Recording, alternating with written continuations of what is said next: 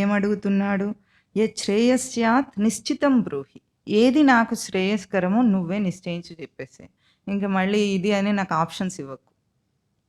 Options ఇస్తే మళ్ళీ నాకు అదే కదా ఎంచుకోలేకపోతున్నాడు. ఇప్పుడు మల్టిపుల్ చాయిస్ ఇస్తే మళ్ళీ ఏబిసిడి అంటే ఏబిసిడి ఇట్లా లెక్క పెట్టుకొని టకిమని ఏదో ఒకటి పెట్టాలి. అంత నాకు తెలివి లేదు ఇప్పుడు. నేను చెయ్యలేను. నువ్వే నిశ్చయం చేసి నాకేది శ్రేయస్కరమో యుద్ధం చేయమంటావా వద్దంటావా? నేనేమో చేద్దామని వచ్చాను. ఇప్పుడు చేయలేకపోతున్నాను. ఇప్పుడు చేయమంటావా వద్దంటావా అనేది నిశ్చయం చేసి చెప్పు. నిశ్చయం అంటే నిశ్చయ పదానికి ఒక మంచి అర్థం ఉంటుంది. నిశ్చయం అంటే మీకేమర్థం?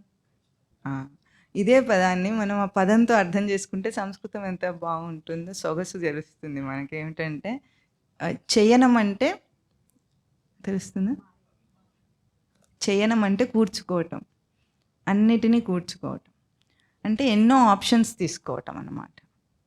అన్నీ అంత ఇన్ఫర్మేషన్ కలెక్ట్ చేసుకొని ఇన్ని ఆప్షన్స్ ఉంటాయి మనకి. ఇది చయనం, కూర్చుకోవటం అంటారు. నిశ్చయం అంటే నిర్గతం చయనం. ఇంకా ఇదా అదా అది ఇది ఇది అనే అంబిగ్యూటీ లేకుండా ఒక్కటే అయిపోయింది. ఇది దిస్ ఈజ్ క్లియర్ అని నేను దీన్నే ఎంచుకుంటా. ఇప్పుడు మనం చీరలు బట్టలు కొనుక్కోవడానికి వెళ్తే ఎట్లా ఉంటుంది? అది బాబు ఇది బాబు ఇది బాబు అని చంపుకు తింటారు, పీక్కు తింటారు. తీసి వాడు చేతులు నొప్పి పుడితే అన్నీ అయిన తర్వాత అన్నీ పేర్చి అన్నీ బాగానే ఉన్నట్టున్నాయి అంటారు ఆడవాళ్ళమ్మో. పాపం వాడు ఏం చేయాలో తెలియక చచ్చిపోతా అంటే వాళ్ళకి నిశ్చయం చేసుకోవటం రాదు. ఎవడో ఒకడు ఉంటాడు, ఐ మీన్ భర్త ఉంటాడు, సారీ ఎవడో ఒకడు కాదు. ఆ భర్తని పిలిచి అడుగుతారు ఏది బాగుందో చెప్పండి. ఆయన ఏదన్నా చెప్పాడనుకోండి అది వదిలేసి పక్కకు తీసుకుంటారు. ఇది ఆడవాళ్ళ టెండెన్సీ. ఎక్కువగా ఉంటారా ఇట్లాగో?